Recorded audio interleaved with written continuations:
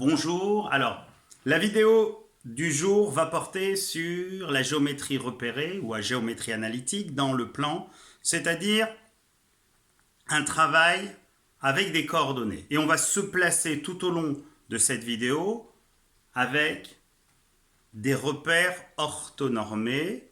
Le repère, on va l'appeler OIJ. Et on rappelle à tous que ce repère est orthonormé si d'une part les vecteurs directeurs aussi bien I, celui de l'axe des abscisses, et J, celui de l'axe des ordonnées, sont entre eux orthogonaux. Donc c'est I scalaire I orthogonal à J. Et d'autre part, comme le repère doit être, en plus d'être orthogonal, il doit être normal ou normé pour que le repère soit orthonormé ou orthonormal. Alors il faut que la norme de I soit égale à la norme de J. On va convenir que cette norme est égale à 1, une unité. Donc voilà, repère orthonormé. Alors, dans un premier temps, on va rappeler les résultats essentiels de géométrie repérée dans le plan. Alors, le premier des résultats, c'est que signifie précisément que dans ce repère OIJ, le point M a pour coordonnées x, y. Ça, c'est un des résultats les plus importants de géométrie repérée dans le plan qui n'est malheureusement pas correctement maîtrisé. Alors, dire que le point M dans le repère OIJ a pour coordonnées x, y, signifie précisément que le vecteur OM se décompose à l'aide des vecteurs i et j de la sorte OM égale x fois i plus y fois j. Comme vous pouvez l'observer, ce vecteur s'écrit x fois i, celui-ci y fois j. Il suffit pour cela d'utiliser la relation de Chasles. Donc ça, c'est un résultat qu'on va utiliser. Deuxième résultat à connaître, c'est si jamais A a pour coordonnées xa, ya, et que B a pour coordonnées xb, yb, alors le vecteur AB aura pour coordonnées xb moins xa, yb moins yk, ce qui signifie précisément que le vecteur AB s'écrira xb moins xa fois i plus yb moins yk fois j. Donc ce résultat, on va aussi l'utiliser. Ensuite, que faut-il savoir aussi en géométrie repérée? Alors un résultat qui peut vous être utile, c'est si jamais C est le milieu du segment AB, alors les coordonnées de C sont les suivantes: xa plus xb sur 2, yk plus yb sur 2. Alors là, vous allez me dire pourquoi j'ai insisté à ce que dans cette leçon, le repère doit être orthonormé. Parce que tous les résultats que je vous ai annoncés ici, à savoir celui qui donne définition au fait que M a pour coordonnées xy, celui qui donne les coordonnées du vecteur AB et celui qui donne les coordonnées du milieu du segment AB, s'appliquent de manière générale, quel que soit le repère. Orthogonal ou non, normal ou non. Par contre, dès que vous venez à introduire une histoire de mesure d'angle, ce qui est le cas dans l'orthogonalité, dès que vous venez à faire intervenir une histoire de longueur, c'est-à-dire de norme, alors il faut que notre repère soit orthonormé. Et c'est le résultat qu'on va utiliser par la suite. C'est celui qui va permettre, dans le cas où A et B ont les coordonnées qu'on a énoncées précisément, dans un repère orthonormé, de déterminer la norme du vecteur AB qui correspond bien sûr à la longueur du segment AB. Rappelez en cœur avec moi, ce résultat est racine carrée de xb moins xa au carré plus yb moins yk au carré. Et ne faites pas d'affront, ce résultat ne s'écrit pas racine de xb moins xa au carré plus racine de yb moins yk au carré. C'est du gros n'importe quoi. Voilà la formule à connaître. Et attention, à partir de là, un résultat essentiel à connaître que si U a pour coordonnées x, y, et ça malheureusement ce résultat, autant le précédent est maîtrisé, autant celui-ci n'est pas maîtrisé, c'est que la norme de U est obtenue en faisant racine carrée de x carré plus y au carré, je rappelle, dans un repère orthonormé. Alors, la séance va pouvoir commencer à partir de ces différents prérequis. Alors maintenant, la leçon c'est collinéarité ou orthogonalité de vecteurs. On va rappeler un résultat essentiel. Deux vecteurs U et U'. On va supposer que U a pour coordonnées XY et U' a pour coordonnées X', Y'. Ces deux vecteurs sont collinéaires, ce qui signifie que l'un s'écrit sous la forme un réel appelé coefficient de collinéarité fois l'autre. Si et seulement si sont collinéaires, si et seulement si ce que l'on désigne comme étant leur déterminant des vecteurs U' est égal à 0. Alors le déterminant, on le note mathématiquement de la forme suivante: x, y, x', y', et il se calcule de la manière suivante, qui peut vous faire penser à une histoire de produit en croix et qui est due au fait qu'il y a, par rapport à la collinéarité, une histoire de proportionnalité. Deux vecteurs sont collinaires si et seulement si leurs coordonnées sont proportionnelles. Et de ce fait, x, y' moins yx' est égal à 0. D'accord? C'est cette quantité qui correspond à ce qu'on désigne comme étant le déterminant de u et u'. Donc ce résultat est essentiel pour la bonne poursuite de cette vidéo. Alors maintenant, on va essayer de déterminer un résultat analogue dans le cas où les vecteurs ne sont pas collinéaires, mais sont orthogonaux. Donc deux vecteurs U dont les coordonnées sont xy et U' dont les coordonnées sont x', y' sont cette fois-ci orthogonaux. Si et seulement si leur produit scalaire, que l'on note de la sorte, U scalaire U', est égal à 0. Alors pour information, le produit scalaire en géométrie repérée analytique des vecteurs U et U' s'obtient en faisant x fois x' plus y fois y'. Et dans le cas où ce produit scalaire est égal à 0, alors les vecteurs sont orthogonaux. Et si le produit scalaire est différent de 0, les vecteurs ne sont pas orthogonaux. Petite dédicace à un ancien élève que j'avais il y a fort longtemps. Il avait calculé le produit scalaire, il avait trouvé 0,0001 et il avait osé répondre que les vecteurs étaient presque orthogonaux, notion qui n'existe pas en mathématiques ni ailleurs. Voilà. Alors maintenant, on sait précisément comment, à partir des coordonnées de deux vecteurs, prouver leur collinéarité ou leur orthogonalité. Alors comment mettre en pratique ces résultats? Alors essayez de comprendre, essayez de traduire la phrase suivante. Que désigne-t-on par la droite D parallèle à la droite AB et passant par le point C? Et je vous demande de me traduire cette information d'un point de vue vectoriel, c'est-à-dire utilisant des vecteurs. Alors pour cela, avant de pouvoir répondre, il faut être capable de définir précisément ce qu'est une droite.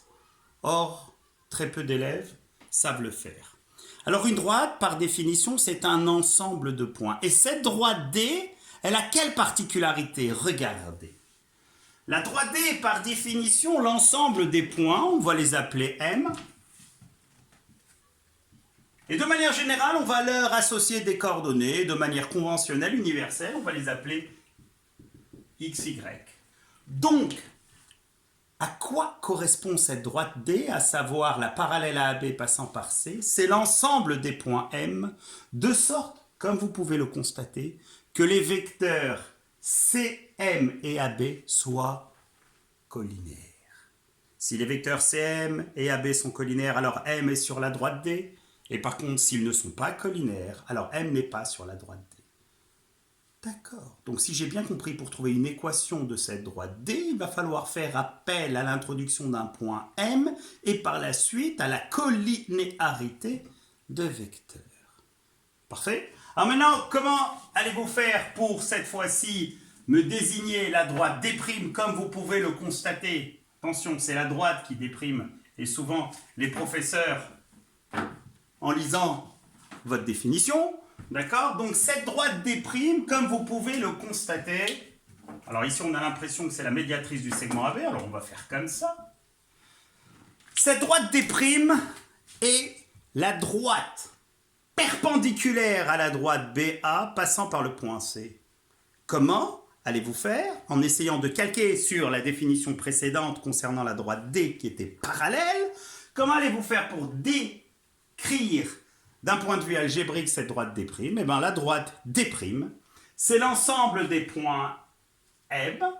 On va convenir à ce que leurs coordonnées sont précisément X et Y, ces coordonnées sont X et Y, et de sorte que le vecteur CM et AB soient cette fois-ci orthogonaux. Ben, c'est clair, vecteurs orthogonaux produit scalaire égale à 0. Voilà les résultats à retenir. On va maintenant les mettre en application. Dans un premier exercice. Alors, exercice, on va faire quoi dans cet exercice? On va choisir 3 points au hasard. A de coordonnées 2, moins 3, B de coordonnées moins 1, 4, C de coordonnées 5 et moins 2. Et on va voir si vous avez réellement compris. Je vous rappelle que ces points sont dans un repère orthonormé, sans quoi la collinéarité peut s'appliquer, mais non l'orthogonalité. Donc là, on va commencer par une question basique, c'est est-ce que les points A, B et C sont-ils alignés? A, B et C sont-ils alignés? Alors ne me dites pas, attendez monsieur, je vais les placer et je vais vous dire s'ils le sont ou non. Une démonstration purement mathématique. Alors, les points A, B et C sont-ils alignés? On cherche à retranscrire cette question d'un point de vue vectoriel, dire que A, B et C sont alignés, par équivalence se ramène aux vecteurs AB et AC collinaires. Donc on va d'une part déterminer les coordonnées de AB. On les a rappelées, la formule, en début de vidéo. Donc ça fait xb moins xa, ce qui fait moins 1, moins 2, d'où moins 3. Et 4 moins 3, ce qui fait 4 plus 3, 7. Et par la suite, on va déterminer les coordonnées du vecteur AC ou BC au choix. Donc on va faire AC, xc moins xa, 5 moins 2, 3. Moins 2 moins 3, ce qui fait moins 2, donc 1. Et maintenant, on va se poser la question, ces deux vecteurs sont-ils collinaires? Donc, on ne le sait pas. Donc, de là, on va déterminer le déterminant des vecteurs AB et AC. Surtout, ne pas écrire que c'est égal à 0 parce que l'on ne sait pas si ces vecteurs sont collinaires.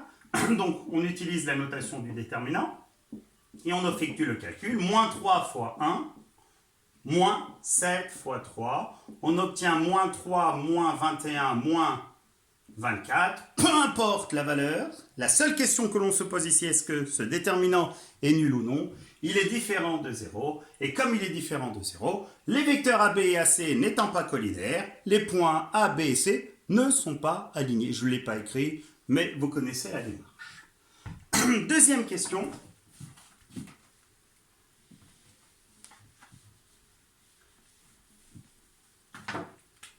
Petit 2. Le triangle BAC, d'accord, est-il rectangle en B? Cette question, on peut la poser à un élève de seconde. Que ferait l'élève de seconde?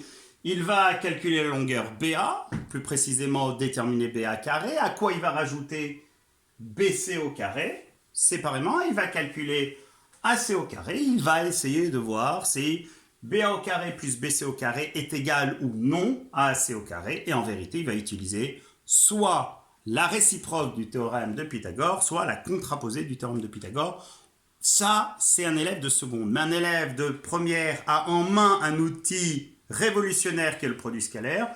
Donc, il va utiliser le fait que Dire que BAC est rectangle en B signifie précisément que les vecteurs BA et BC sont orthogonaux, et de là, il se dit rien de compliqué, il va calculer BA scalaire BC. Mais au préalable, il va déterminer les coordonnées de BA. On avait celles de AB, suffisait d'opposer aussi bien abscisse coordonnées. Donc on va reprendre ici. Coordonnées de BA, donc ça fait 2, moins 1, 3. Et moins 3, moins 4, ce qui fait moins 7. Et on va déterminer les coordonnées de BC. Donc ce qui fait 5, moins 1, 6. Et moins 2, moins 4, moins 6. Et à partir de là, on va calculer leur produit scalaire. Donc on obtient 3 fois 6, plus moins 7 fois moins 6, ce qui donne précisément 18 plus 42. Et 18 plus 42, ça fait 60, peu importe. On trouve un résultat différent de 0. Et on conclura, les vecteurs BA et BC n'étant pas orthogonaux, le triangle BAC n'est pas rectangle en B. Et pour finir cette vidéo, on va travailler sur les équations de droite. Première question. Question numéro 3. Déterminer une équation. Allez, l'équation réduite. Et il y en a une ici parce que la droite n'est pas parallèle à l'axe des ordonnées. L'équation réduite de la droite D passant par A et parallèle à C, ABC, excusez-moi. Et par la suite, on va faire déterminer l'équation réduite de la droite D' passant par A et perpendiculaire à BC, et on aura fini cette vidéo. Alors comment faire? Eh bien, on va partir d'un point quelconque. On va dire que M de coordonnées XY appartient à la droite D, se traduit vectoriellement, donc est équivalent à. On va faire un petit dessin si on a du mal. Donc ici j'ai B, ici j'ai C, et ici j'ai le point A, et ma droite D, elle est comme ça. Donc j'ai un point M n'importe où. Se traduit par le fait que le vecteur BC, dont les coordonnées, on les a déjà calculées, mais on les recalcule, 5 moins 1, 6, moins 2, moins 6, et le vecteur AM, dont les coordonnées sont x moins 2, y plus 3, ces deux vecteurs doivent être collinaires. Donc, le déterminant doit être égal à 0. Par équivalence, attention, déterminant, c'est, et malheureusement on a trop d'oubli de parenthèses, c'est tout ça fois tout ça, moins tout ça fois tout ça. Ce qui donne précisément 6 facteur de y plus 3 moins 6 facteur de x moins 2 est égal à 0. Alors soit on développe de manière usuelle, soit on est plus malin que ça, on va tout diviser par 6, ça nous ferait gagner un peu de temps. Donc si je divise tout ici par 6, donc moins 6, ça donne plus 6. Et si je divise membre de droite et membre de gauche par 6, donc ici, il va nous rester y plus 3, ici, x moins 2, et 0 divisé par 6, de toute évidence, donne 0. Mais on n'était pas obligé de le faire, c'est un gain de temps. Donc là, on obtient alors, en enlevant les parenthèses, y plus 3 plus x moins 2 égale 0, ce qui donne y égale moins x moins 1, et on a une équation réduite. On a une équation cartésienne, mais l'équation réduite, parce que d'équation réduite, il n'y en a qu'une seule, de la droite D. On n'oubliera pas de conclure que la droite D a pour équation y égale moins x moins 1. Et on va finir par même question, à la seule différence qu'on va remplacer ici parallèle par perpendiculaire. Donc, question 4e et dernière. Qu'est-ce qui va changer? Ici, ça ne va pas être son collinaire, mais ça va être son orthogonaux. Petit rappel, la droite D', elle est comme ça. Ici, ça ne va plus être le déterminant, mais ça va être le produit scalaire qui se calcule par, donc ici on écrit BC scalaire AM égale à 0, ce qui donne, attention, comme tout à l'heure, c'est tout ça fois tout ça, plus tout ça fois tout ça. Et on obtient précisément 6 facteur de x moins 2 plus moins 6, ce qui donnerait moins 6 facteur de y plus 3 égale à 0. On va faire comme tout à l'heure, soit on conserve le 6 et on développe, soit on divise, on divise chacun des membres par 6, et on obtiendrait alors x moins 2 moins y plus 3 égale à 0. Attention à la règle de suppression des parenthèses ici, ce qui donne x moins 2 moins y moins 3 égale à 0. On a quasiment fini. Par équivalence, on obtient alors, je l'écris ici, y égale x moins 5. Et on conclut par la droite, excusez-moi, ici c'était d', ici c'était d', et on va conclure par d', a pour équation y égale x moins 5. Je ne sais pas si vous avez visionné la vidéo jusqu'au bout, mais je vais vous rappeler des résultats. En géométrie repérée, il faut savoir déterminer les coordonnées du vecteur AB. Il faut savoir déterminer les coordonnées du milieu du segment AB. Il faut, dans un repère orthonormé, savoir déterminer la norme du vecteur AB comme celle du vecteur U. Et, très important, il faut connaître le critère de collinarité des vecteurs U et U'. Je le rappelle une dernière fois, U de coordonnées x, y est collinaire à U' de coordonnées x', y' si et seulement si leur déterminant est égal à 0, c'est-à-dire que x, y' moins yx' égale à 0. Et on finit, cette fois-ci ça va être la bonne, par deux vecteurs, le vecteur U de coordonnées x, y et le vecteur U' de coordonnées x', y' sont orthogonaux. Si et seulement si leur produit scalaire est égal à 0. Et le produit scalaire ici des vecteurs U et U', c'est x, x' plus y, y' égale 0. Mettez en pratique ces différents résultats. À bientôt.